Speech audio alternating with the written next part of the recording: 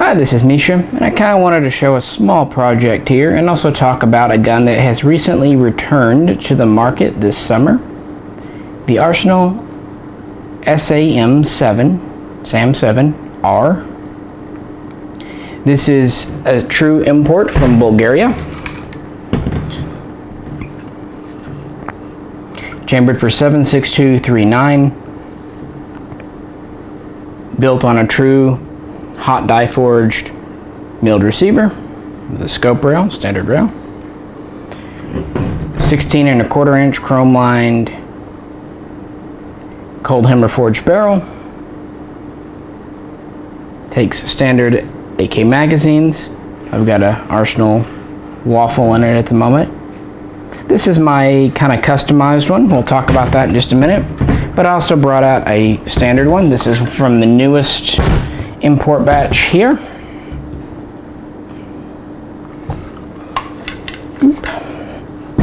It's 2018 dated. Now interestingly, when these were in before, they were, even the ones they were selling as of last year, still had 2013 dates on the receiver. This is because Arsenal tends to import in large numbers, and when guns come over, they are technically sporters to comply with US import regs.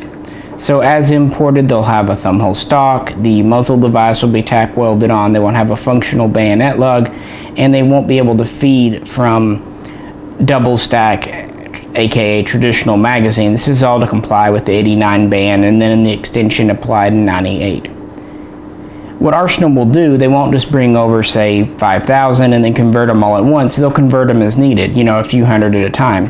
So you'll have a gun that was imported in, say, 2013, but Arsenal may not have actually converted it back to military, in other words, marketable form until 2017. So that's why there might be a discrepancy. Now, the way the law is written, when you convert them, you're actually manufacturing them or remanufacturing. So in a way, it becomes an all-new gun when it's, you know, put into this configuration. What they do, they will undetach the muzzle nut these come with, giving you access to the 14mm threads.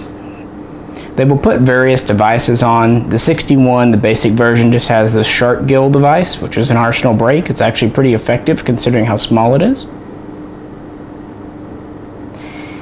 Then they will basically machine out the notches in the bayonet lug, so it's a working lug. They'll install US handguards for 922R reasons. These guns need 5 US parts. They will still ship them with the small mags they originally come with, but they will install a bullet guide and work on the mag well, so it'll feed from standard mags, no problem. See?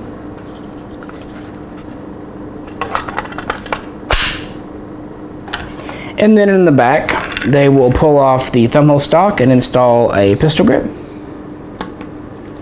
and a standard butt stock. They have a few different stocks they ship these with, but again, the basic version has a nice intermediate length stock. I actually like the stock. Very solid feeling. It does have the trap door. Just so you know, the NATO length stocks do not have the trap door. This takes standard milled furniture. It's got the double screw lower tang, single screw on the upper tang. Has the heavier, dutier, smooth top cover. So what have I done with mine? Well, one misconception, just to hold this for a second. People often think of these as an AK Type 3. They're not.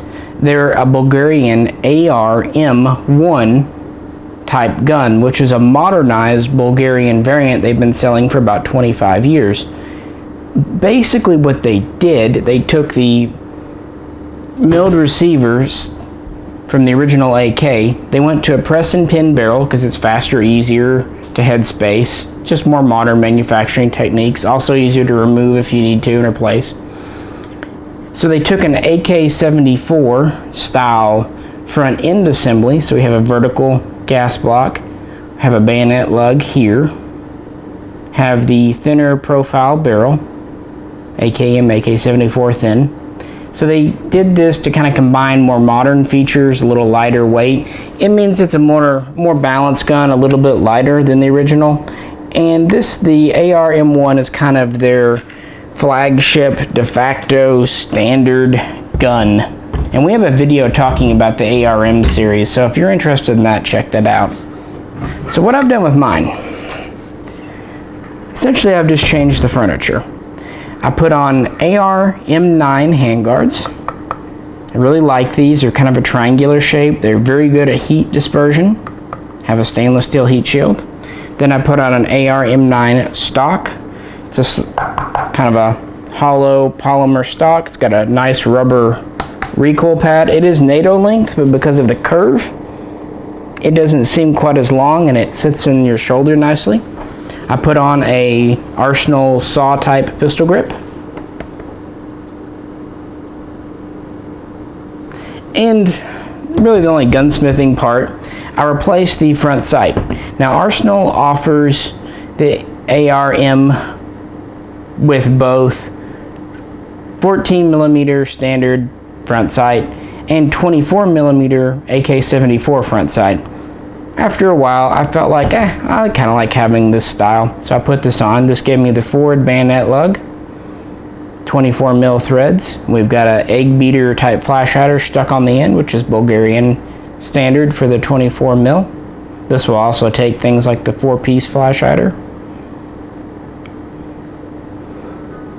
So I just did that to kind of give it a modern look. You see mostly the AR-M ones with the 24mm, but you can still find them with the 14. I just did it. This is my gun. Just having fun. It's been in several older videos. So yeah, just thought we'd show a little work I did to it. Again, if you're interested in more of the history of the AR-M series, we've got a video on that. So why am I doing this one? It wasn't just to show you me putting on a front sight base.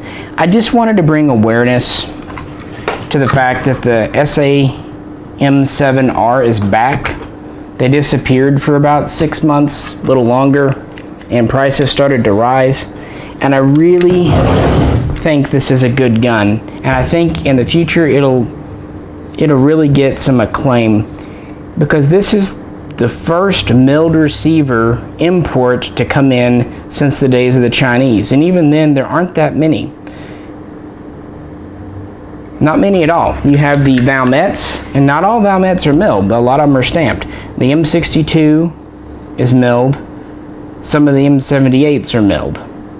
The rest are stamped, and the milled ones always bring a little more.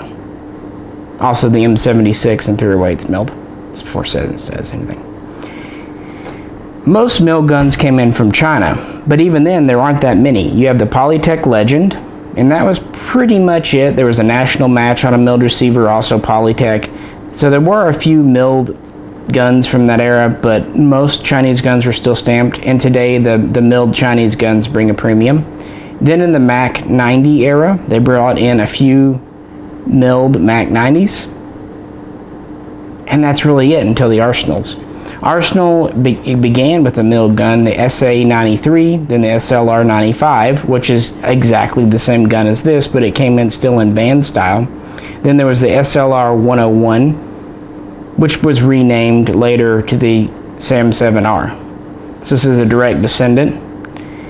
Again, it's all Bulgarian, except for 5 US parts. On this we have, let's see, I think stock actually might be Bulgarian. So we have handguard. The trigger is actually Bulgarian, but the disconnector, the sear there, and the hammer are US, made by Arsenal.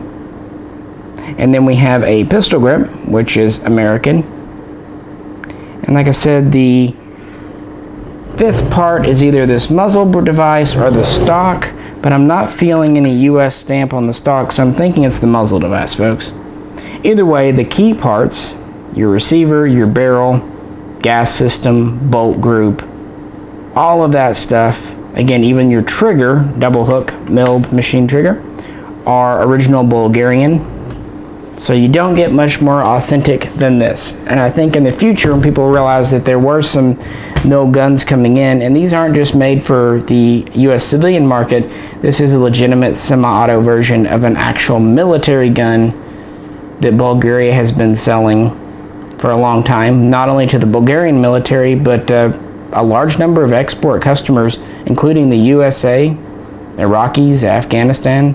A number of places have bought different arsenal guns. So if you haven't checked out a SAM7, do so. I will say this and end on this. There's a little bit of confusion in the naming conventions. These were originally named, as I said, the SLR 101. A big reason they changed it was California banned SLRs, every single one of them, by name. So to get around this ban, they named it SAM7. Now that's SAM7, no spaces, no nothings. Those are imports, and they do make this, as you see here, also as an underfolder, and then in a modified version as a side folder called the SAM7SF. There's also a pistol version, so there's 4 in the series. Earlier, there was a series called SA-M-7. These were made from roughly 2002 till about 2008.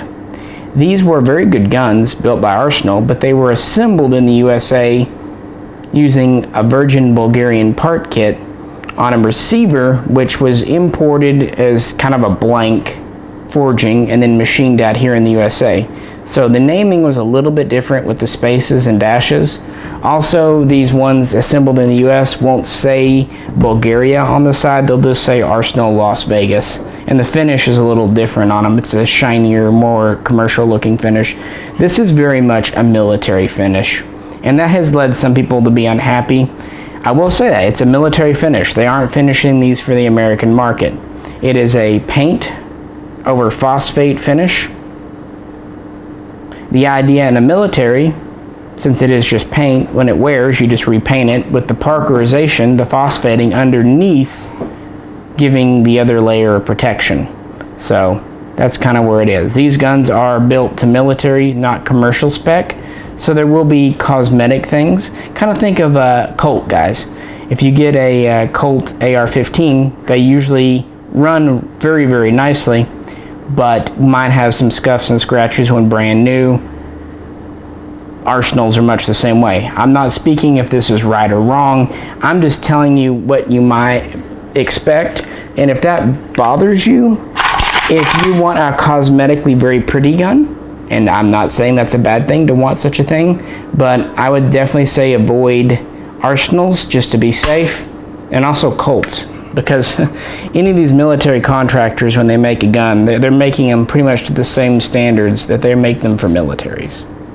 But yeah, that said, because this is a import and on milled receiver, which are very rare to begin with, I recommend you check them out.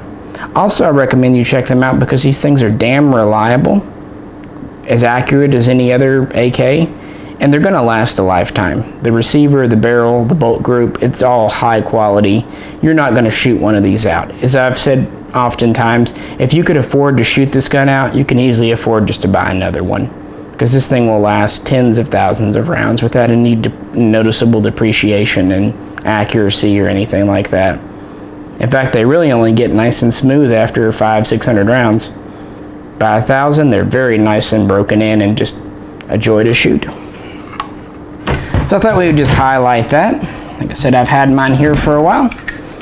I had a lot of fun converting it. I really like this AR-M9 Predator. You can still find it here and there. So it might be something to look at if you're interested. And if you'd like more Arsenal talk, we have a large number of videos on our Bulgarian playlist, so check that out. Well, we'd love to hear about your own experiences with milled arsenals in the comments, and if you have any questions, please ask and we'll do our best to answer. If you liked the video, please click like, and if you'd like to help support the channel, please check on our Patreon page. We have a few benefits and rewards as best we can, and we're always trying to update and improve that. Well, this is Misha, and we'll catch you next time.